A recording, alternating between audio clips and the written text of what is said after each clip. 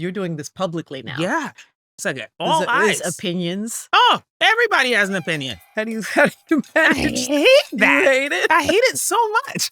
That's so honest. Most people be like, I don't care, but I don't listen to I people's care. opinion. Oh, I care. And You're I in the hate comments, you read it. Oh, I'm responding. I mean, you know that cat that one that's like, that's me.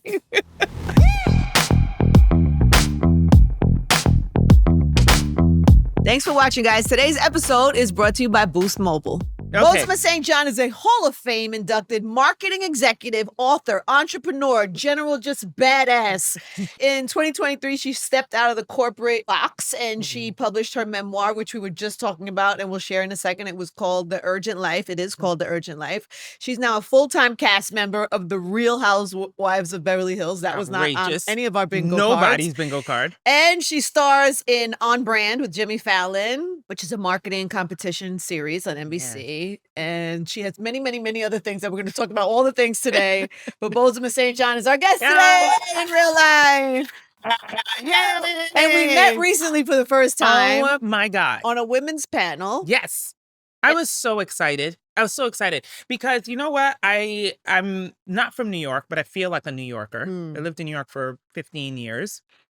By the way, the longest I've ever lived in any city in my entire life. That's right. You moved around a lot. Yeah, I moved around a lot. And I loved hearing you. Oh, every day. Thank you. Like every day. Yeah. You start to get like a one-way relationship. I feel like I know you. You know what I mean? And so I love that. when we met, it felt very familiar because I feel like I know you. You know what I'm saying? Yeah, but also there's enough of your public. You have a footprint in the world that I knew you. I knew you somewhat. Yes. Well, thank you. So we already came with some type of. But I was already in love. Aww. And then I'm like, oh my God, to talk to Angie because like you do great storytelling. Thank you. And you have great conversation. And so even when we met at the panel, I was like, oh man, we could sit up here and talk forever. That's gonna be how are we gonna continue this conversation? We got to get off the stage. Well, number one, I will say that you also are an amazing storyteller. Oh, well, thank you. And reading your book, because you could have wrote a business book. Oh yes, which. By the way, my publishers wanted me to write that book. I was wondering about that. That was the book they wanted me to write. And also, you could still write. Yes, and I probably still will write. You still will. We just interviewed Emma Grede, which I know you did also. Which we're going to get to all that. Exactly. We're going to get to all that. I'm very curious about how you feel about what's being said about her and things of that nature. Now. So I have a lot of thoughts. We'll get into that. Yeah. But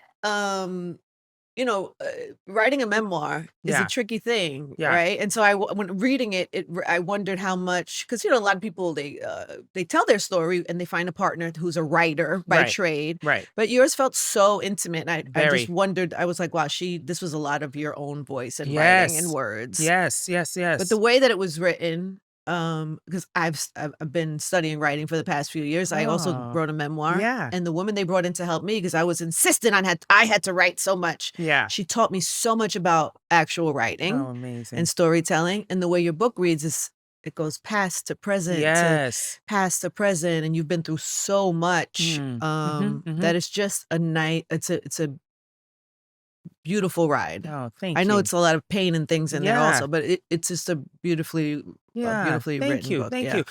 So you're right. My publisher, and by the way, tons of publishers over the years have been like, you should write business book. How to get to the corner office in heels book. Or Girl Boss for Dummies. And I was like, oh my God, well, I don't know about either one of those titles. You know what I mean? But I really felt called to write my memoir because as a successful businesswoman, people always think that like somehow you had a silver staircase, and that like nothing bad could have happened to you in order for you to continue to rise. And for me, I was like, wait, hold on. Like I've dealt with some shit in my life. Yeah. Some stuff that Get to know really me. brought me down. Yeah.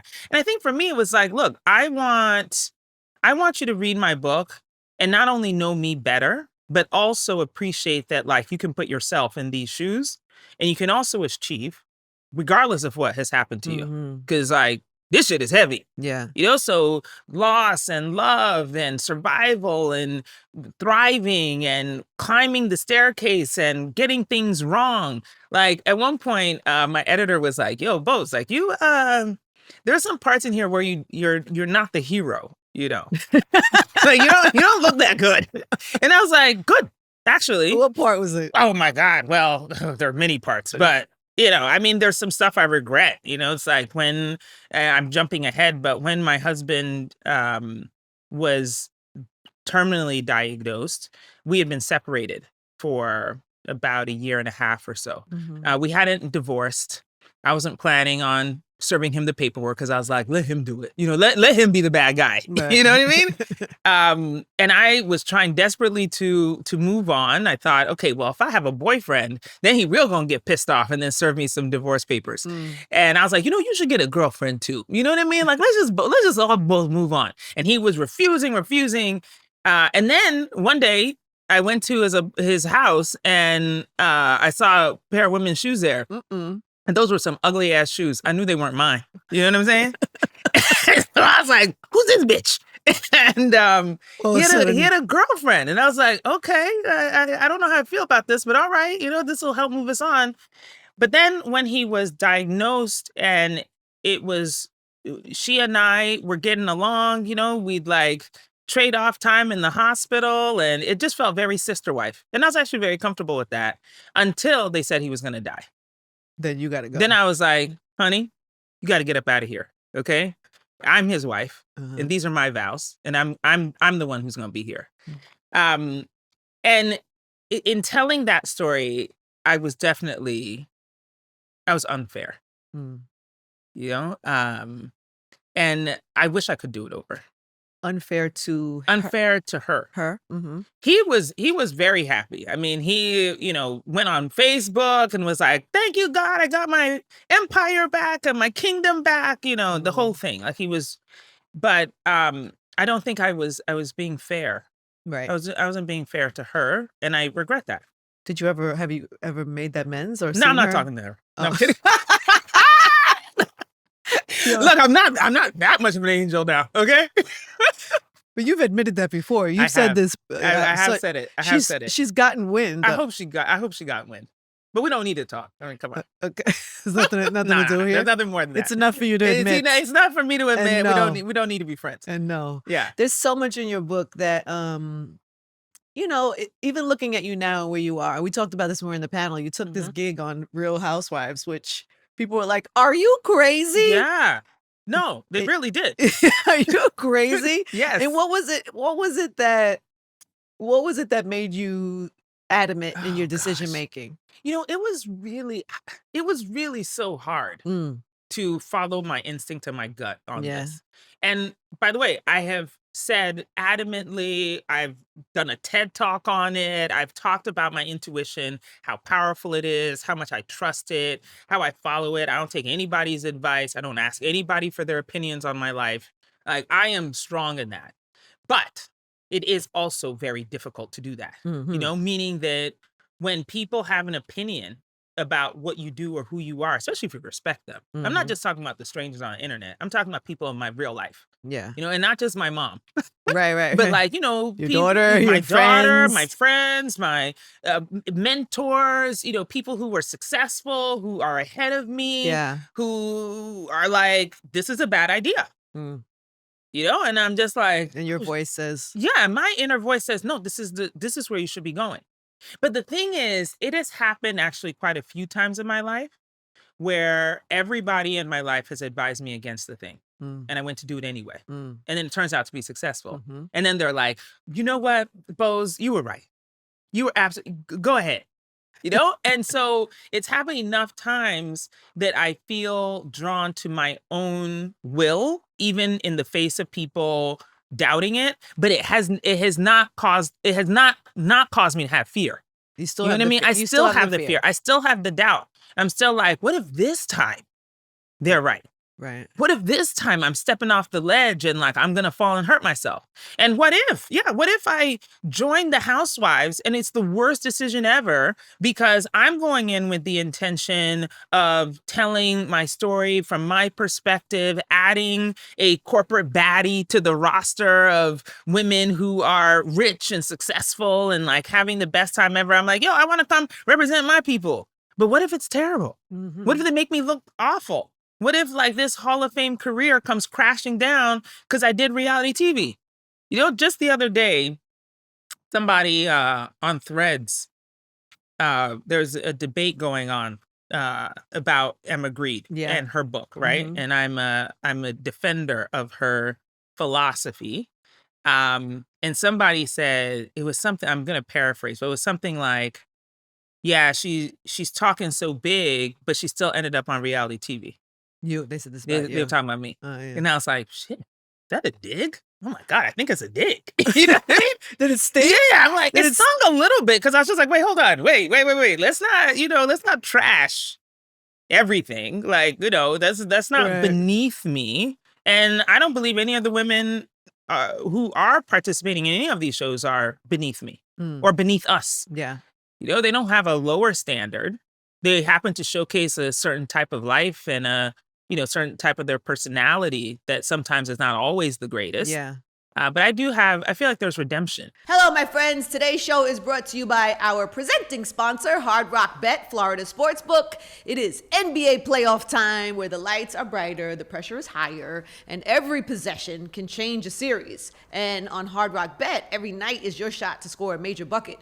So you can win big. They have all kinds of specials going on too. It's just like win or go home energy. And there are always a ton of ways to stack your picks into a same game parlay built for the playoffs. And if you're ever late to tip off, you don't have to worry. Hard Rock Bet lets you live bet all game long from the first bucket to the final buzzer. You can be betting. So sign up today and double your winnings on your first 10 bets, maximum $50. That's right. You can double your winnings for your first 10 bets. So if you are about to win $100, that means you're about to win $200.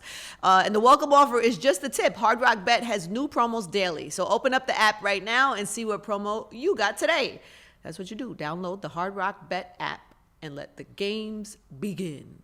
But there's also like a newfound, I would imagine, for you, because it's the same thing with Emma. We had Emma on the pod. Yeah. And it's like, it's one thing to be a successful businesswoman and you operate within the walls. Yeah. How you learn your lessons, you mentor people privately, or you do TED Talks, or you do things to a world of people who want that information. Right. It's different when you cross over into a mainstream platform. Ooh, yes. Those same opinions don't hit this. Yeah. You nail head. Yes. Nail the head, right? Yeah. Yeah. So I think that's some of the complication that Emma is facing. Enormous. Yeah. Enormous complication. And I wonder for you too, which I would like to talk about what's happening to Emma and the fact that you're choosing to defend or to support. Yeah. But have you experienced any of that? Like shifts? Yes. And because now you're a public figure in a different way. And you are so right. I think that's a missing concept and idea. And again, let's be honest. I was not aware that there was a difference. I know that sounds so probably naive. Well, because you had never experienced this type of thing. I didn't know that, there was a difference between being public in a business format and being public in pop culture. Mm-hmm. You know, and that the same sort of respect that I have in the business world may not carry over. Mm-hmm. I'd be teaching people again about me, and maybe they wouldn't agree. Yeah. And that was a shock because I was like, wait, hold on. But I have all of these credentials and all of these receipts. And why would you question that? You know? Yeah. And then also, I think part of the issue that I am currently having with anyone's sort of like dismissal of Emma Grede's success and therefore her book and her advice is that they haven't been there. So how could you criticize what she's telling you? You know, she's not coming from a place of theory. I have a lot of problems with people who teach things based on theory. You know, like all of these gurus that are out there, they're trying to tell you how to be successful in business, but have never occupied a C-suite job. I'm literally like, the fuck do you know? Yeah. What are you talking? What is this snake oil? Show me. Yeah, you don't have any receipts. But we have a woman who has not only succeeded in creating multiple billion-dollar businesses, but she is generous enough to tell your ass how to do it. And then you want to turn around and be like, nah, I don't think so. How's she know? What crap is she trying to tell me? Let me stop you. Okay, what are you talking about? It's funny because I was looking at some of the debate, and you even posted a clip about this part. There was like a lot of like discourse around her saying the working from home was okay or not. And then I saw other people's arguments about why that is problematic. And I honestly can understand both sides of the story. And it's because Emma wasn't saying people should never work from home. She was just letting women, hey guys, if you want to cut through, here's some of the problems with that you should be aware of. That's correct. Right? So that's her take. Yes. But when it goes on a clip on these huge platforms, and there's women sitting home who are like fighting their bosses to be able to do it from home, because I do understand both sides of that. So I do think it's like, who is your audience? Yeah. And what are you saying? And having to be more careful. Yeah. About clips and of course, but you can't control over-explaining. You can't control the clips. But I do understand how this happens. Yes, but I wish people had a bandwidth to actually understand context and totality. She wrote 350 pages, and you're talking about a 30-second clip. Yeah, I'm like, y'all, come on. Yeah. Like, you got to read the whole thing. Critical thinking, guys. You know what I mean? And like analysis. Yeah. Because what she's talking about is complicated. She's not saying that like, oh, there shouldn't be any flexibility or that the world is right. Or that there's not other reasons why women are held back. It's correct. She's not just saying because, that. Yeah. She's saying, hey, this is the truth about the situation. Okay? You want advancement, you need proximity. That is not a lie. You want to be in the C-suite, you can't do it sitting at home, not close to the CEO. Now, obviously, there are global jobs. There are jobs that require you to be in a different place from your boss. Everybody understands that. Then figure out a way to get proximity. So if you're working from home, don't think that you just click on the camera for every meeting and then you go slink back and do whatever you're doing at home, right? Like, yes, you're in your spreadsheet, you're in your documents, and you're solo. And then you only pop up for the meetings that are required of you. No, sis, you got to do more than that. So if you can't be there in person, then figure out how to get close to the boss quickly. Right. And in more than just the showing up on the meetings and have your camera off, too, by the way. Let me add that in there. Because the challenge is that, like, this is the truth of the environment that we're currently in. Additionally, and this is, again, the part of the nuance that is missing. I'm like, look, we've done our part, okay? We knocked down a part of the wall from the women before us who couldn't have even imagined the successes that we have right now, right? Like, those women could never have even imagined the things that we've been able to push forward. So now it's your turn. And we're giving you the keys so you know how to operate right now. And then you knock down the wall. But people are expecting that, like, not only did we knock down the old walls, we should also knock down the new walls. What y'all doing? You know what I'm saying? I'm like, come on. But because this is what happens. Everything is so like, I don't know, box into what the clip headline is. And then people respond to that. But if we are talking nuance and bigger picture, you can also understand the other side of that argument. I'd imagine that you could understand that, where, you know, other people are, that was some of the arguments that I saw on social. Other people are listening. So so when you're arguing with your boss to be able to work from home, because that makes sense in whatever the situation that is. And they're fighting you because for whatever dumb reason. And they're like, Emma said you should come to the office. Emma said. I get that. And now you have a platform that's bigger. Yeah. And you're not just talking to women who want to succeed in business. Now you're talking to everybody. Yes. And then so your words have so much more weight. Yeah. But can we say the quiet part out loud? Yes. Your boss believes you should be at the office anyway. So Emma and I are telling you what your boss is probably not going to tell you out loud. They're going to yes you. Okay, but then they're going to say. But then you and Emma saying it gives that boss. He sticks his chest. It doesn't actually. He sticks his chest out and says, his chest was already out. Look at what your girl said. His chest was already out, but you're not seeing it. Okay. He's already under the impression that you are not doing enough being at home. He's already under that impression. Believe me, your boss is not listening to us, two Black women, and being like, yeah, see, that's what they said. He's not doing that. Yes. You okay. Believe okay. But there's the thing, right? So, but maybe he's not. I mean, maybe he's not. But the women are now putting you guys in position of of being a voice for, which is different than what you guys have had to do before. Yes. Before it was just like uplifting, let me put you on, let me show you this, blah, blah, blah. Yeah. But now because of your platforms becoming so large. Yeah. The voice is more important. Yes. And so here's the thing, is that we could either, right, be quiet about it and not tell you the truth. And believe me, also, I hope Emma doesn't get mad at me for telling you this and saying it out loud. But I did talk to her about that. You know, I was like, hey, look, if they don't appreciate it, shut the fuck up. Don't talk. And then we sat there and looked at each other and we're like, nah, but we can't do that. You know what I mean? It's like, because the thing is that, look, people are going to be mad at you when you tell the truth. They always are. It happens to every single messenger. So, and this is like one thing. Yeah, it is. But that's the all the things you have shared. But there are so many truths that are hard to say out loud. You know, there are. And also, again, another thing that I should probably not say out loud is that, like, look, there are a lot of people who've come before us who didn't say anything. Who didn't tell you this. Who didn't tell you the truth about what they're actually thinking. And then you had to find out the hard way. You know? Yeah. So, yeah, maybe it feels like, hey, look, you're giving this idea and this platform air because you're also parroting what they're saying. But my point is that, like, I'm actually not parroting what they're saying. I'm just saying it in a way that you're going to hear it.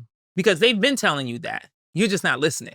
What are the other things that they don't tell women? Girl, so many. There's so many things. Oh, we need a whole podcast we need a whole podcast for that. You know, let's not even start talking about money and how to, like, ask for promotions and get raises, because it's not just proximity. You know, some of it is like our own unwillingness to go before we are ready. You know, it's like, look, you know how many times I sat in my office as a C-suite executive and men who had just started working, white men in particular, who had just started working in the job like 3 months, came into my office and said they needed a raise? With no problem. No problem. And they had proof. They'd have receipts and be like, in the last 90 days, this is what I've been able to achieve. Sometimes they weren't wrong, by the way. But I think women actually do it better and faster.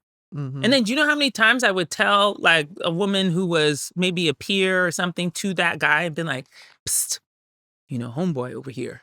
By the way, under threat of HR, homeboy came into my office. He said he needed a raise. She'd be like, I'm like, yeah, girl, he did. And he had proof. And his proof is right. What you got? And she'd be like, oh, man, all right. I'm gonna come. And then never came. And I'm like, I can't sit in my office and just be like, okay, you know, she gets a raise.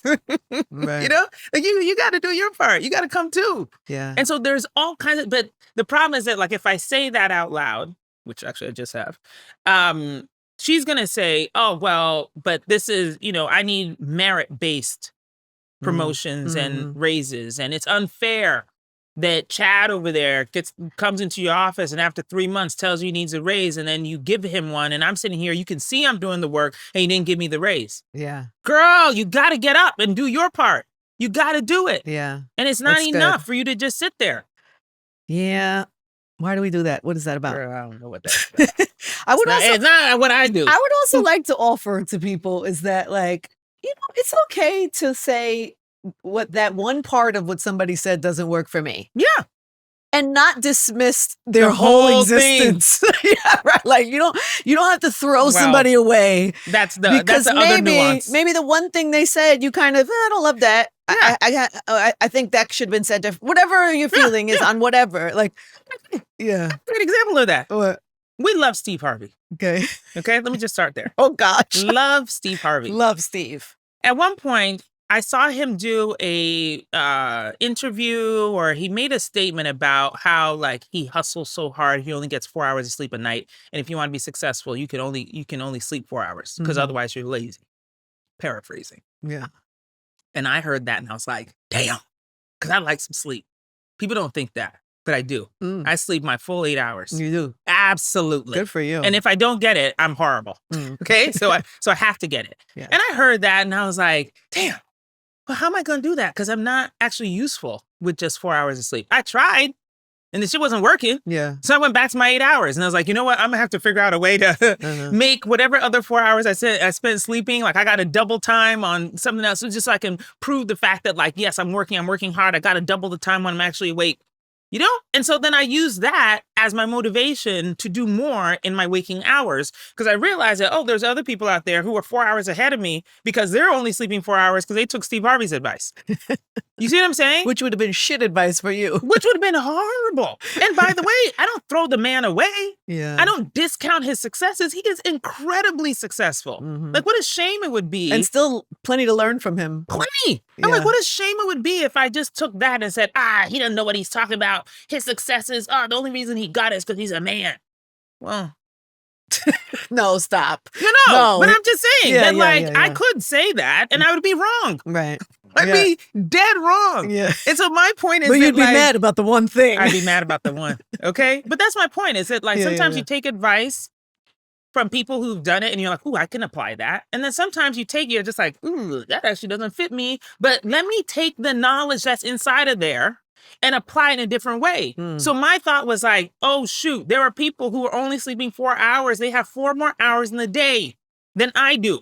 So how am I going to spend my 16 hours in a way that's going to be even more beneficial? So that just made me hustle more in the 16 versus being like, I got to have 20 to work with. Yeah. I can't do it. 4 hours of sleep is brutal. I don't know how people do it. No, but it's ruthless. There's a whole army of people who decided they were going to sleep 4 hours. No, I've heard God this bless too. them. We also like, I don't know, I was raised in like hustle culture, right? So everybody, and there was, I don't know, there was admiration for that. I took pride in how hard I hustled and so much. I didn't sleep and I did this for free at the beginning and I did this for this many years and then at a certain point you get to, it's like, but there's almost, so I've switched internally where I still work hard. Yeah. I still try to have, whatever balance is for me, paying attention to it. Yeah. But also I feel like there's also, it's just culturally, it's not what people want to hear right now. Yeah. But guess what? People are tired. Right? But during those years when that was the way to do it, if you told somebody you slept 8 hours, they'd be like, you lazy ass idiot.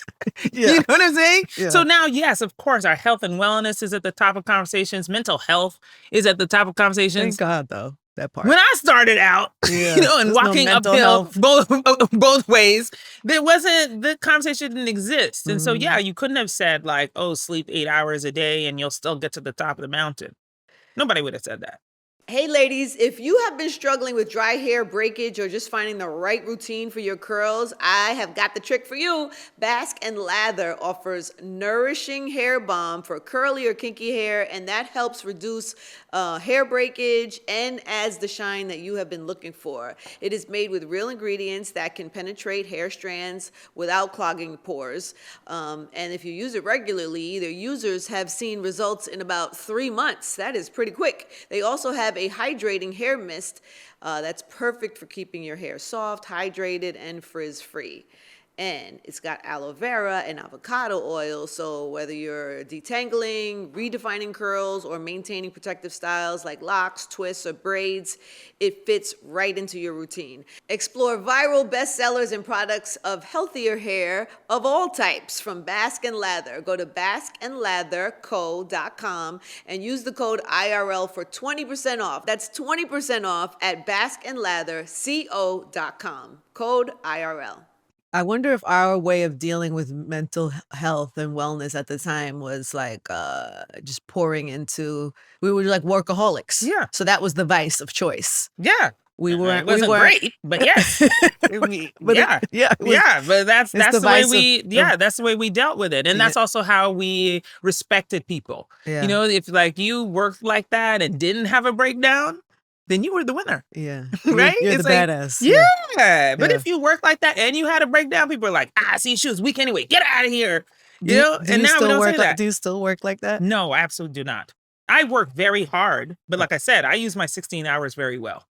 Okay, just give me a little insight like to how you manage that. How do you sleep 8 hours every night? Yeah. You're still very successful in many different ways. You're on boards of charities, you have reality show, television shows. Yeah. engaged. Yeah. With 2 weddings coming up. Yeah. It's like, I got a lot going on. But the thing is that like, I'm also very scheduled, very disciplined in my time. And so I don't get thrown off course very often because either I'm anticipating X, Y, and Z thing. Like I always tell my team, I'm like, hey, look, the better planned we are, the more successful we are. Because of course there will be things that will thrown into your day. Your child gets sick, or an appointment cancels, or a deal doesn't come through the time that you thought it would, and then you're stuck because you got to readjust the calendar and readjust your priorities. But I feel like those are exceptions. And so the better planned I am, the better I'm able to get things done. So yeah, I wake up at 5:30 in the morning. I have about an hour to myself where I'm praying and thinking and writing down things. I go to the gym at 7 a.m. till 8. Every day? Every day. 6 days a week. 6? Sundays I take off. Wow. I rest like God. And then... You do this every day without fail. Every day without fail. You're like my hero. Yeah, 7 a.m. to 8 a.m. I work out. I wish to have that type of... Girl, I'm out here, I'm lifting heavy. You know what I mean? Okay. Getting out frustrations, running, doing cardio, all the things. Every day. Every day. 8, I'm at home. My daughter goes to school at 8:30, so at least we have those 30 minutes to just make sure she's good for the day. I get ready. By 10 a.m., I'm in front of my camera, or I'm in a meeting or whatever. I do my meetings till about 5. Then it's time, to get to the emails and the other things I got to do. I turn off at 7. Off. What happens? You can't reach me after that. It's after 7. After 7 o'clock. You can't. Really? No matter what's going on? No matter what's going on, you can't reach me. Unless it's like some sort of like dire emergency, the world is burning down. But I've done that for so many years that people are trained. They know that like, you better get to me before 7 p.m., whatever time zone I'm on.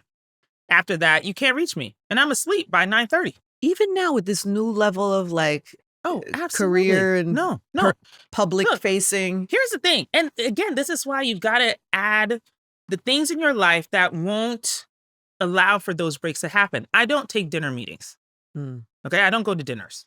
And so it's like, if you want to meet with me over a meal, it's going to be breakfast or lunch, preferably lunch, because my mornings are busy. Yeah. You know what I mean? Yeah. And so that's how so it's like, look, if we need to have, like, people are like, oh, let's go grab a bite. Let's go have dinner. I'm like, yes, I'm available for lunch on the 24th.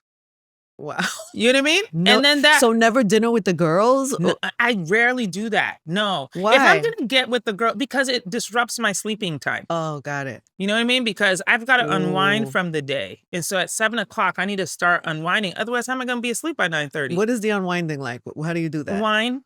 So and TV. Wine and TV and social 7? media. And, maybe I'll probably make some phone calls. Hang out with your kid. Yeah, hang out with my kid. I'll make some phone calls to some friends. But like the girl time where you're like sitting and you're chatting and all that happens on Sundays usually. Sundays. Yeah. That's like, we're going to brunch or... Fascinating. Yeah. But I have to be disciplined that way, because otherwise I won't get done all the things I need to get done, and I have to focus. You could squeeze in a dinner at 6, no? No, because you're still in work mode, because you only have till 7 to work. Yeah. So I'm still in work mode. But the thing is that, like, I feel like at this point, again, that sometimes there are exceptions, but how long have you been living that years. way? Really? Years. Maybe a decade. Wow. Yeah, probably a decade. Does it piss people off sometimes? What about like date nights and stuff? Girl. So here's the thing. I do like date night, but Sunday? Sunday. And look, the thing is, like, I am also a homebody, so I prefer that we do the date at home. Okay. And I know that probably sounds crazy, but it's like, let's eat in. Yeah, let's eat in. Let's sit on the couch. We can say whatever we want. We don't have the waiter come and interrupt us. Like, we stay comfy. You know what I mean? So you are not out in these streets. I'm really not. No. And what's really crazy is that when I was working, especially in the entertainment business, as you well know, so many things happen in those late hours and early mornings, right? Yeah. But I just didn't participate. Wow. So it's like, again, you got to train people to where you are. And in the early part of my career, it was really tough because I wasn't the one controlling the time. It's like if I wanted to go meet with the head of a label and they were like, come meet me for dinner at 7, sometimes, you just have to be like, all right, let me go do that, But eventually I started getting, the courage to say, I can't do 7. Could we have lunch? And you would not, how many times people would be like, oh, okay, yeah, no problem. Because people are just, they're saying it per their schedule. Yeah. But if you suggest a different time, sometimes they'll be sense, like, okay. Or I'd be like, can I catch you before your first meeting? Can I come have like coffee or like a breakfast or something like that? And people always will be like, sure. Isn't that interesting? And it reminds me of something else that I was going to talk to you about, because I think there's something really big that women miss. And successful women, or women who have been successful, not just in business, successful in relationship or finding a good partner, it's like setting the intention and setting your rules and kind of not bending them to me. Yes. There's something to that. You have a story in your book about meeting your husband for the first time. Oh, yeah. And he tried to ask you for a date, and you were like, you want to go on a date with me? Go read this book. This is my favorite book. That's go right. read it. And you were like, ha, ha, ha. Right. He'll never come back. He'll never come back. But in that moment, not only did he do it and then come back, you kind of set the tone of what type of gesture you would expect for a man to be in your life. That is correct. Right? Absolutely. Absolutely. And so even in that, or even the women not coming into your office asking for money. Yeah. They're not setting they're not reaching intention the of what they feel like they deserve. And it's not just in business. It's like in your personal, in your relationship, in your... Yes. Yeah. I mean, look, I don't remember who said it, but somebody was just like, you got to teach people how to treat you. Yes. Like it works for everything. Yeah. It does work in business, and it works in your personal life too. So yeah, I mean, I think for sure you have to let people meet you where you are. Don't come down to where they are. So yeah, so whether it's the business meeting that somebody's like, oh, let's go have dinner. And I'm like, no, I prefer lunch. And saying that even though I'm not the one in charge.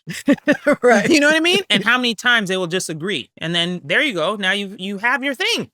And so it's like the business person, now they know that like, oh, Boz only does lunch. And so they won't ask you to dinner. And that's okay. Because I want to be outside anyway. Yeah. You know what I mean? Or yes, telling my late husband that like, look, I need you to go read this book if you want to have a conversation with me, because I need to understand where you are psychologically and whether or not you're even smart enough to keep up with me. And even now, my current fiance, like on our third date, when he asked me out, I was like, oh, I'm going to be in Ghana. If you want to go on a date, you have to come there. And he got on a plane and came. You know what I mean? It's like, you gotta put that there. And by the way, maybe they don't rise to the occasion and you're like, nah, all right, maybe I'll give them another chance. I'm not even saying there's anything wrong with that. I'm just saying that like, girl, don't change your plans. Yeah. Make or them change theirs. At least give yourself the opportunity to be operating and have everybody in your orbit operating at a level that works for you. Yeah, it works for you. Yeah. You know what I mean? Because otherwise it's actually not going to work. And again, that is why I feel like I'm so efficient in my 16 hours. Because I'm operating solely based on like what works for me. Yeah. And yes, I will make exceptions when it's necessary, but believe me, they are exceptions. Yeah. It is not the rule. No, I believe you. Oh yeah. No, I totally believe. I tell you, exactly. Totally I'm like, so now it's like, let's not go for drinks. I am deeply inspired by your discipline. Yeah. I yearn to have that. I have this one thing I'm working on myself on right now, because I know it's the difference for me. Yeah. I know getting up early, going to the gym, being disciplined about sleep. Yes, sleep. Sleep is so good. I know it's really going to be a big difference. I just haven't all the way shifted. Do you have an accountability partner? No. You need one? Yeah. You want to be it? Yeah. You have time for that? Girl, I will. I'll put it on my calendar. What does that look like? Check in with Angie. You know what I mean? What does that look like? Do you have one? Oh, my calendar? No, an accountability partner. Oh, yeah. Yeah, for me? Like, for my life? Yeah. Oh, yeah, absolutely, yeah. What do they do? Oh, a number of things. What is the role? Maybe this is my problem. I've never hired. Exactly. Well, okay, so now the other trick is you got to have accountability partners that actually are going to do the thing that you want. You know what I mean? You can't just be one. Like, it can't just be the one for everything. You know what I mean? So people have certain, like, they have talents in certain areas, right? My accountability partner for the gym is my trainer. Oh, well, you pay him. Yeah, but there are people who are able to get up and just go to the gym. You can't without somebody, I can't do that. Yeah. No, I need somebody who's going to yell at me, or I know that like if I'm 5 minutes late, they're going to be pissed and make me run an extra half mile. Yeah, you know what I mean? Yeah. So even though it's like, yes, I pay my trainer, he is my accountability partner. Got it. And that has to work. Yeah. Like it doesn't work any other way. Pay a trainer is what you're telling me. You could do that, but there are some people who like they don't feel like they need a trainer because they don't want to pay the extra money, and they have discipline enough to get up and go to the gym and work out themselves. And I'm like, I don't have that. And so I do need him as an accountability partner. Or one of my girlfriends, oh my gosh, she is wonderful at self-care. You know, she's the one who's like, Who hey, is this? Somebody we know or no? Yeah, no, I don't think you know her. Okay. No. But she's great at self-care, like meaning that she is going to, do the meditation, the meditation, skincare, some massages that aren't just like, like flighty, but it's like deep tissue. Yeah. She's the one who's gonna call me on Sunday, or maybe on Saturday and say, hey, look, you need it. Did you schedule like deep body work? Because you need that acupuncture. Did you get it done? You know what I mean? Yeah. Because I need somebody like that. Even though it's on my calendar, I'm going to need somebody to tell me that I've got to do it. Yes. So there's just that's good. different people. Are you that for anybody? Oh, yeah. A lot of people, right? Oh, yes. Yeah. You know what? My big trick, my big talent is budgeting. I'm really, really good at that. Like money. I would imagine. Yeah. And so I have quite a few friends that I've made budgets for. And we share. Where have you been in my life? Because I need a budget and I need a wellness. My God. I need a wellness accountability partner. It can be both. No, but for real, like I will create the budget, and it's like, girl, you gotta be honest though. I don't deal with, you know what I mean. You gotta tell me. It's like, hey, look, I know you don't want to say how much you spend on shopping, but you gotta tell me. You don't want to tell me how much you spend on your liquor, but you gotta tell me. And then I work it out, and then we share the sheet, and I can see what you're doing. You're a really good friend to your friends, aren't you? I am. Yeah, I love my friends. Yeah. Yeah. Longtime friends too. I was going to say, you must have chosen well. Oh my gosh. I have so many friends that I've known for decades, that I still hold very, very close. That's amazing. It's really such a blessing. But then they all fight because everybody thinks they're my best friend. And I'm like, but there's like 12 of you. Wait, so where are all 12 going to... So you're going to do a wedding? Oh my God. Are you going to ask me that question about the bridesmaids? Yes. Is that what you're going to say? Yeah. It is a current issue that I have. It's a big problem. I was tapping in. I felt it. Yeah. You could feel it. Yeah. It's a big problem. Because there's so many of them. They all want to be the... Are you kidding me? Yeah. They have a group chat called the Actual Besties that they put me in because they get pissed off when I call somebody else a bestie. That's funny. Yeah. And so they all expect to be in the wedding party. And I'm like, So wait, this is, first of all, your ability to not have like love trauma. I'm sure you have some, but it hasn't stifled you. It hasn't stopped you or paralyzed you from trying it again. You mean like romantic love? Yeah. Oh yeah. No. It's terrible. I've had to have a lot of therapy. Yeah. A lot of therapy. So if you haven't read her book, which you guys should, she had a loss young in life at 21, a boyfriend who took his own life. Yeah. By suicide. And your storytelling around that was, I felt that. Yeah. But you even through the loss of that moment, Ben, right? His name's Ben. You still went and you still got married to another, and then the marriage was, you were separated, so that wasn't working. Then if that wasn't enough, then you lost your husband. Yes. Yeah. And then you still get back on the horse. Girl, I know. Well, some of it is being a deep romantic. Really, I really do believe in love. I love love, but also a lot of therapy. Yeah, but also is it scary? Oh, it's very scary. It's very scary. Yeah. Because I'm like, anything could happen. Yeah. It's like I've said it a million times. I'll say it again now. I don't want to be in the front row of a church for a funeral ever again. I've talked to God about it quite a bit.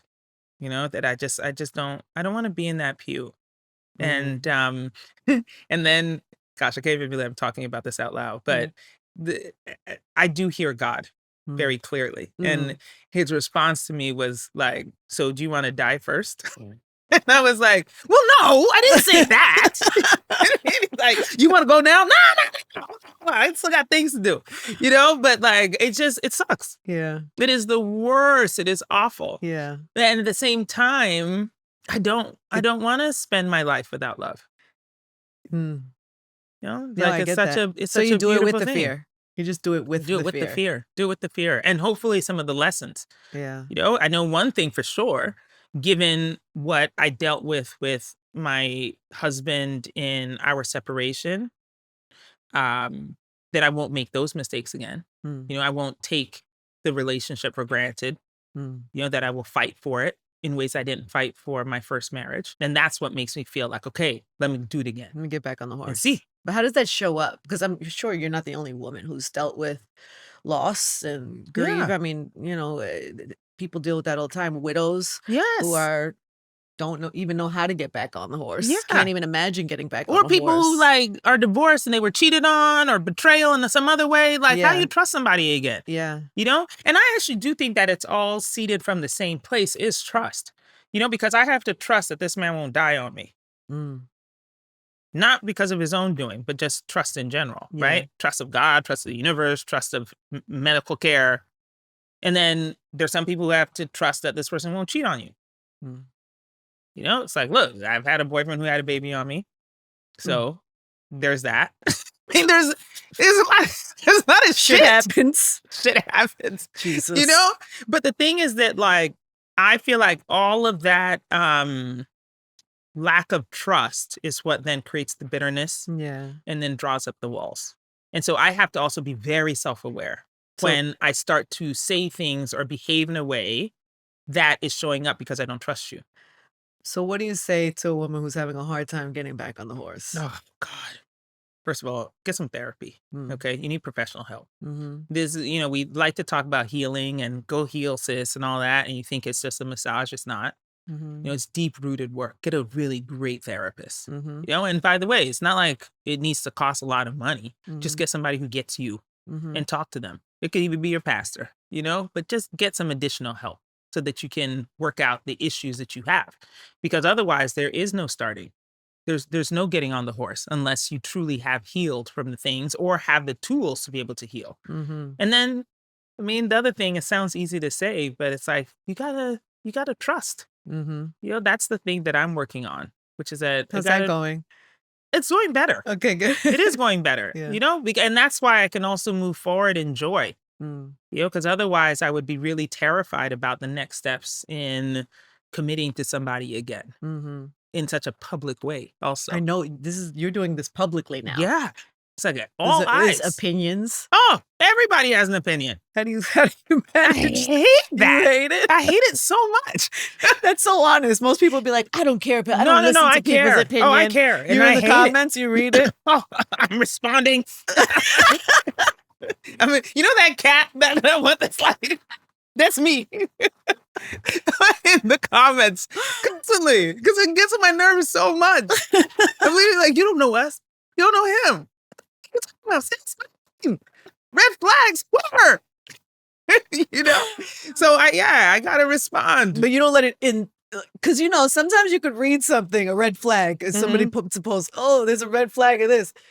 Sometimes the outside can start to see something. It can seep in. Oh, well, yeah, to yeah, the yeah, inside. yeah. Well, you know how I deal with that is that I just talk about it. I'm really honest about it. Yeah. So actually, funny enough, I was talking to Keely about that last night. Somebody had commented something. I was just like, piss me off, and I was gonna say blah blah blah blah blah, and he was like, oh, please don't. He's just like, let it just be, let it ride. You don't know, like.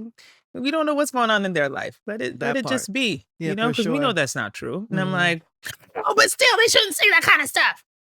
You know, I'd just be pissed. But it does help to be able to talk about it. You know, I think for me, what works is not holding things inside. Yeah. Ooh, that's letting it stew. Like, and while you might think like, oh, let me not go to my partner with that. I'm inspired by that. Yeah, it's like, let me not go to my partner about that. Let me not go to my kid about that. Let me not go to my friend about that. It's like, no, I'm gonna just go. I'm gonna go to all of them. I'm gonna go to all of them. About you know, all I'm like, hey, so they said, and this is how I feel. Yeah, and that's how I feel about it. Yeah, I'm pissed about it because I don't think it's true. But like, what do you think about it? You know, and then let's talk it out. And then you get it out. And then I get it out. And then that way I'm not holding on to it either. That's so good. Yeah. I just definitely don't want to hold on to anything. You have that relationship with your daughter too. As a mother, you mother that way as well. I mother that way for sure. Yeah. But that also came out of the grief of losing her dad. You know, like and again, I've been honest about this before, so it's not I'm saying anything out of turn, but I was not the one who wanted to start a family. You know, Peter wanted the family. Then I was just like, oh, and then you just die and leave me here? Like, You were supposed to be over here helping to raise this person. And she was 4 when he died. Oof. And so now I'm looking at this child and I'm like, oh, shoot, like I've still got high ambitions. I still want to achieve in my career, but now I have the pressure of like, oh God, now people are looking at me because I'm supposed to be this mom who bakes cookies and takes it to the PTA meeting. I don't even like cookies like that. Right. You know what I'm saying? Like, and I don't like to watch the kids' movies. And I don't like Disneyland. You probably sound like a horrible person. But that's how like my relationship with my daughter, I think, became so forged.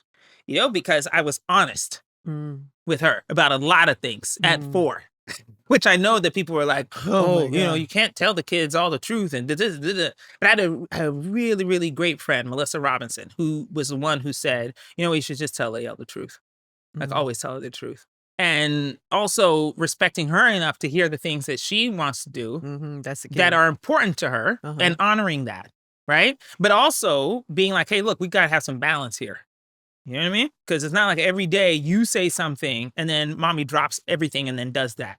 Like it has to be really important. Like if you want me at this basketball game, let's put it on the calendar. Okay? And that was at 4. That's how you're talking to your daughter at 4? Yeah.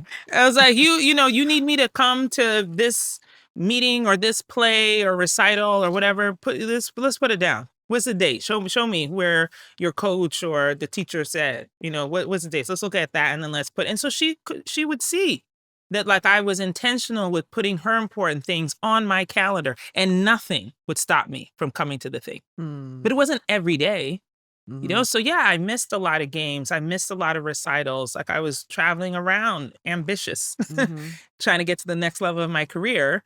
But if you ask her today, like, was your mom present? She'd be like, oh yeah.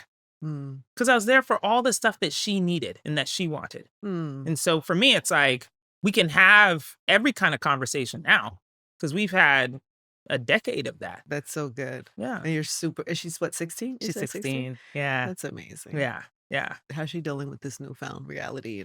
Oh my gosh. Well, I told you, I don't take anybody's opinions about what I do. Yeah. But Lael's. And so I wasn't necessarily asking her permission, but I was informing her to see how she would feel about it. And also saying like, I'll give you a choice if you want to participate, because I could say like, hey, look, you can have me, but you can't have my kid. Yeah. Like I'll talk about all this other stuff, but that is the like 4th rail. Can't do that. So she was very excited though. Which surprised me because we are very different in personality. Like she's not a showman, she's not the one who's like, wants to be in the mix and in conversations. Right. She's very thoughtful and quiet and will say the things that she says and mean it. You know what I mean? So I was just like, that from, so, but I've been shocked by how open that she's been because we've had a lot of very serious conversations on the show. We talked about IVF, we talked about obviously Keely and getting married again. And she's had some very, very deep thoughts that I was like, "Ooh, but the camera's still rolling." You know what I mean? And are you okay with that? Yeah. And just being like, "Hey, you okay with saying that out loud?" And she's like, "Yes, I'm fine." Because you're her mother. She's like, you say the thing. So she's just taking it to another level. She's saying the thing on camera. She's saying all the things, on camera. But it's been very that's great. Because I feel like we can have those serious conversations, and the reason why it comes across authentically is because that's how we talk to each other normally. You were low-key kind of built to do this, I think. You're such a great fit. It kind of makes sense. All right, we have a couple of segments we got to do. I just got to give me a little time check. I feel like we just started. I know. Are we done? Hey guys, you ever sign up for a phone plan thinking, wow, what a great price? And then a few months later, it's like, surprise, your bill is higher. We hate that. With Boost Mobile, you pay $25 a month forever. That's unlimited talk, text, and data starting at just $25 a month. There's no price hikes, there's no contract, and this is forever. Plus, Boost Mobile is now a legit nationwide 5G network. They invested billions building 5G towers across the country.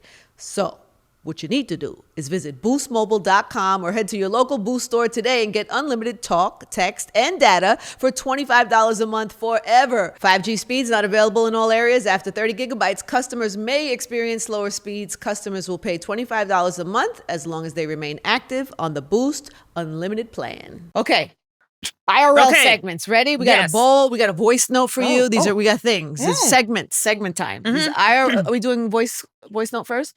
This is our voice note. What's the voice note? It's usually a fan or listener of the pod. We write who's coming by, and they send you a note.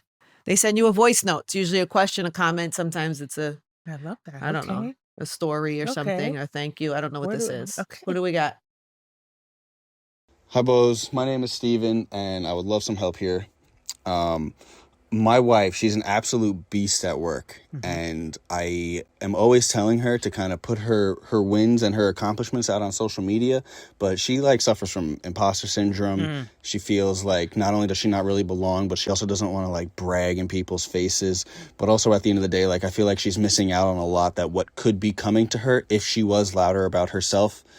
So if you have any advice on good words of encouragement or even more strategical points here, that would be super helpful. Thank you. Yes. What a nice thought. First of all, Steven. Come on now. Okay, now that's a good husband. The fact that he's a good man. The fact that his question is for his wife. For his wife. His girlfriend, wife, right? We don't know if her name is Savannah, but Savannah. That's a good man, Savannah. No, for real. He's great. Yes. That he's being so thoughtful about what's good for you in your future. Yes. Yeah. Okay, now, here's the answer for Savannah. We're just going to call her Savannah so we know her name. You're so funny. The thing is, there's two very, very big points. First is about bragging, right? We very much misinterpret what is just your credits with bragging, because you shouldn't talk about the stuff that you didn't do. And that's what we rail against when somebody's telling us about their accomplishments and it just seems so large, because usually it's you didn't do all that, and we can tell. So it's you're talking about the specific things that you did within the larger win. And that's what actually helps with not only your credibility, but the brand, so that people know that Savannah did this. She's good at that. It's even for me, I'm not great at everything, but I'm exceptional at these few things. And that's what I take credit for. And that's what I talk about, so that people know that if you want Boz to do X, Y, and Z, she could do that. Nobody's gonna call me to be the data queen. Right. I'm not that person. You want me to talk to you about why Tupac is important? Fantastic, I got you. You want me to tell you why the NFL is important to this moment in time in sports? I will tell you that. I understand pop culture and can tell you all the things you need to do. And by the way, I backed it up with experiences and with programs that I've created. And so that's what Savannah needs to do. It's you're just talking about the things that you're good at. And so talking about it publicly just takes it to the next level, because you're actually talking about the specific role that you played in X, Y, and Z thing. And that is important to do. Next, the imposter syndrome thing. That's really gets on my nerves, because I have used this example before about physics, right? That matter is anything. It can be liquid, it can be something solid, but matter is made up of molecules. And each molecule is really important. And so you take a molecule out of a matter and the matter changes. You add a molecule into the matter and the matter changes. That is physics. It's science. You are the molecule inside every matter. So whether that is a company, it's the school, it's your softball team, you are the molecule. And so why would you not consider that you are important in the room? You leave that room and it changes because you're not in there. And so therefore, all of the experiences you have, all of the history, the knowledge, etc., is important to change in the room. Why else are you there? And something brought you there. And then let's go to the math of it all, right? If you go back 12 generations, there's 12,000 people that it took to create you individual to be in this room. How dare you not? How dare you? Walk in there with the 4,000. Yeah. They're really important. And they contributed to you being in the room. So sis, Savannah girl, listen. Girl. Okay?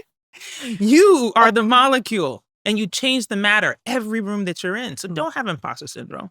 You belong in the room. Those 4,000 people work so you could be there. So act like it. Live out loud, right? Hell yeah. Good job, Steven. Yay, Steven.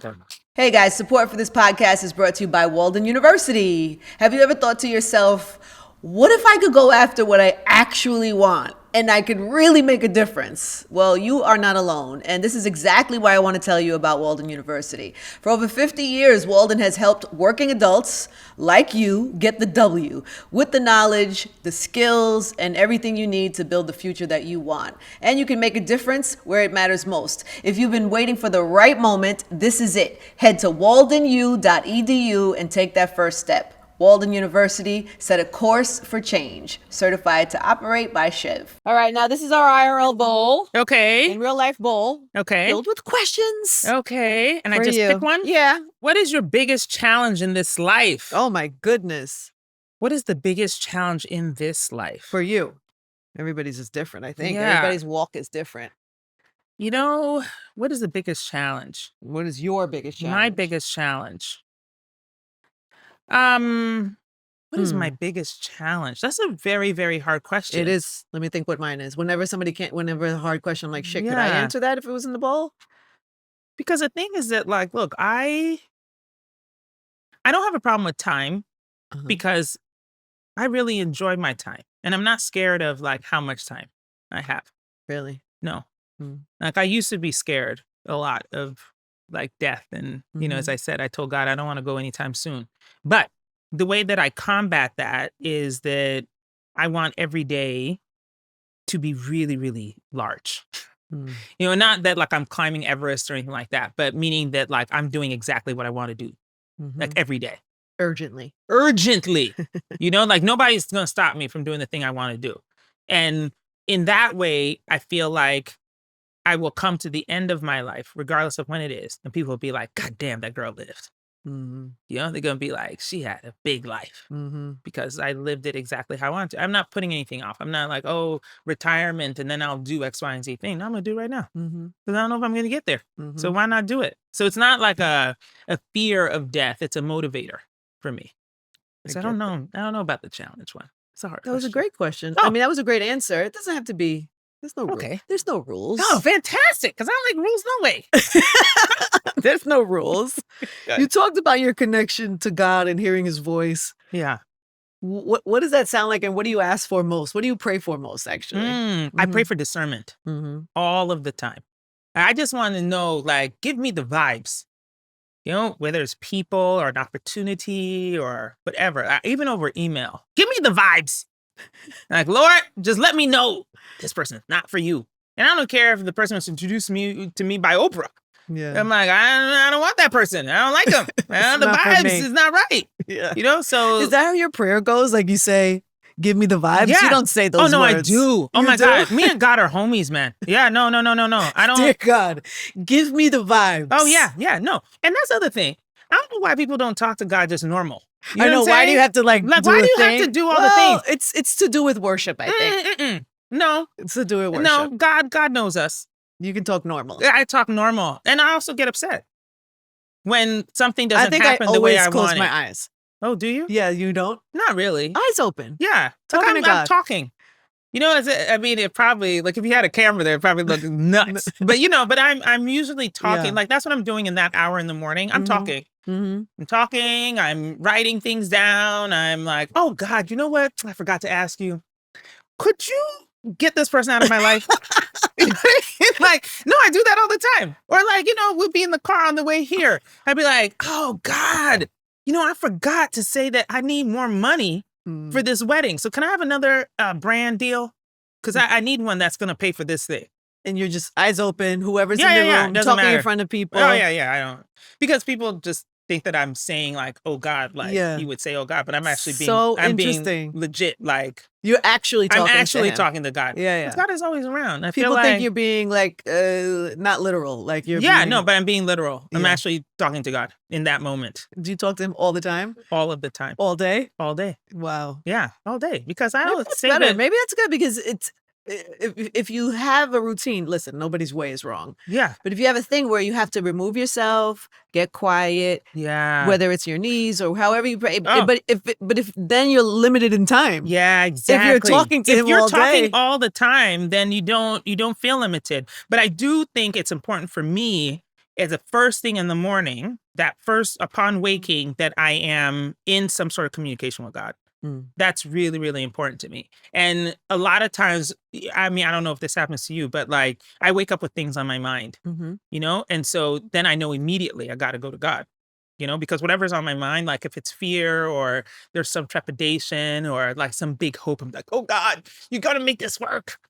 You know, and then I'll follow up with like, but only if you want it to, though, because I don't know what else you got. Only if it's your will. Okay, yeah, because I might be wanting this thing, but if I shouldn't have it, don't let me have it. I don't want it. Okay, I'm not asking you, just give it to me. Give it to me. Give it to me because it's the best thing.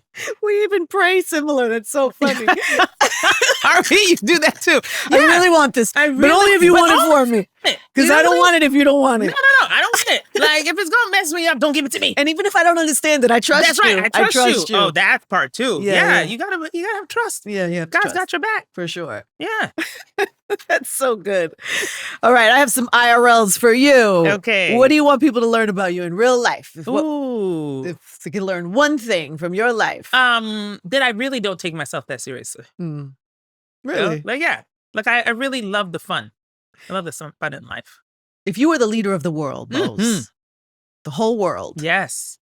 What would be the first thing that you would do? Redraw the maps. This is the first matter of business. Yeah, You've thought this through before. Yeah, I have. Yeah. What does it look like? I think it just does us such a disservice. What do you mean? The maps make us feel like we are beholden to a certain group of people, and then it keeps out other people. Like, that's why I feel like the problems with racism and immigration and all these things stem from. Maps that were drawn by white men in a room together. Like, get rid of all the maps. I'm redrawing them. So what would your world look like? Oh gosh. Well, probably. Yeah. I just circle them by language or something like that. You know what I mean? Like interest types. Everybody who loves the color red, over there. If you love greens, over there. Now I'd redraw the maps. That's pretty good. It's a good rule of business. What should people care less about? Well, I mean, this is going to sound so silly, but they should care less about other people's opinions. Like that affect their life. You know, don't make the decision based on what your mom thinks. Yeah. Or your best friend even. Yeah. Yeah. Listening to that little voice, they don't like know. you say. They have no idea what's right for you. They're talking usually out of their fear for your life. In real life, last piece of great advice someone has given you. The last piece of great advice. Oof, that's hard because I really don't take people's advice. So, okay, that's good. That's your answer. Yeah. All right. In life, love in real life. Oh yes. What is something you absolutely need and require in a partner? Oh, I need affection. Like physical touch. You know, I need you to squeeze me, slap my butt as I walk by, that kind of thing. If you had a rule book about love, what would be like in bold? Like, what is your rule? One of your rules. Talk to me nice. Okay. No, I'm saying, like, right? Words lead to action. Yeah. Talk to me nice. Okay, love and friendships. What's the bet? Because you have so many best friends. Oh my God. Don't get me in trouble now. No, you don't have to. Ask me you don't have the to name your bestest favorite. friend. You don't have to name Okay, your favorite. But what is a quality that is necessary to have a good friend, to be a good friend? I think presence. Like, you know, being present. And it doesn't need to be like in person, but like the check-in, it's like, if you see something about me online, you need to call me and be like, girl, you want me to go beat them up? Yes, bitch, go over there. You know what I mean? Be present in my life. In real life, how important is money to you? Very important. Yeah. I mean, people say it's like, you know, money can't buy you happiness. Really? I beg to differ. Give me the money, baby. Yeah, no. What are you talking about? That's so funny. But you were always kind of happy, no? Like, yeah, but money made me happier. It did. Okay. Did I get to go wherever I want, do what I want? Yeah, money's good. You're into it. Yeah, very much. Give me more. Matter of fact. What is a habit that you are proud of? Oh, my discipline. What is a habit that you're trying to break? Ooh, some of my spontaneity. Really? Yeah. Why? Yeah. Well, because you know what? Okay, so this is a longer story, but I'll cut it short, which is that my dad is notoriously spontaneous, and it's spontaneous in a big way. Like, meaning like he would, see another job he wanted and then move us across continents, that kind of thing. Or like, go buy something that was expensive that we couldn't afford, to make my mom very upset and put all of the rest of us in like challenges. I hated that behavior. But sometimes I find that in myself, that like if I really fixate on something and then I'm like, oh, by any means, I'm going to go do that thing. Sometimes it's worked out. Sometimes it hasn't. It's probably pushed you though. Right? It has. It has. So that's why, I'm like, sometimes I'm like, all right, let me just make sure it's countered with good sense. Yeah. And what is left for you? Like, what is I don't know, what is left for you what mountain are you trying to climb that's the now? key. I don't make plans. I don't make like 1-year plans, 5-year plans, 10-year. I don't make any of those. No. Because I just feel like the world is my oyster and like big things are coming. I just feel so limited. If I was like, oh, you know what? This is what I want to do in the next 10 years. Why? Like no plan. Zero plans. No, I don't have a plan for this year. Or like people make resolutions and the things they want to do in the year. I don't really have that. Because I just feel like fascinating. The world the opportunities are out there and they're just going to be mine. So come on, bring it. Oh, there's my favorite question. Look at it's poking right out. Is it? Okay. Before you leave, this is my favorite question. question? Well, it is my favorite question. Okay. So what we'll is go it? out with this. Okay. But before we go out with this, was there anything on your heart today or anything that I just was so happy to be here. Me too. I had so much fun with you. I was so glad to come. We could do like if we did a podcast together, I feel like we would have something to talk about every single day. Every day we would have something to talk about, okay? People would be sick of us. Oh my God. So sick of us. Anyway, I would love you to come back. I would love to. We have a lot to talk about. Okay, here's your question. You're fine. You want me to read it or you read it? Yeah, I'll read it. No, you read it. Here we go. Last question out the book. Oh, if God were to text you right now, what would God say? Oh, what would God say? Take your time with it, Boz. Take your time. If God were to text me right now, let it come. I think God would say it's going to be all right. It's going to be all right. Yeah. Simple. Yeah. Like in that have faith type, because I'm often talking about things that I know if I just have faith, it'd be all right. And so I think God would be like, it'll be all right. It is. Chill out. Chill out, Boz. It's okay. You would throw a chill out in there? Yeah. Oh, absolutely. God would tell me to chill out. Be like, relax, Boz. Relax. So it's going to be all right. I think that's what God would text me. No. I'm going to remember that. That's a good one. I love that for you. You're amazing. Thank you. Yes, to Boz in real life. Hi, this is Boz in real life. Hey guys, thanks for watching. Make sure you subscribe, like, comment, and check out all of the other episodes we have on Angie Martinez IRL Podcast.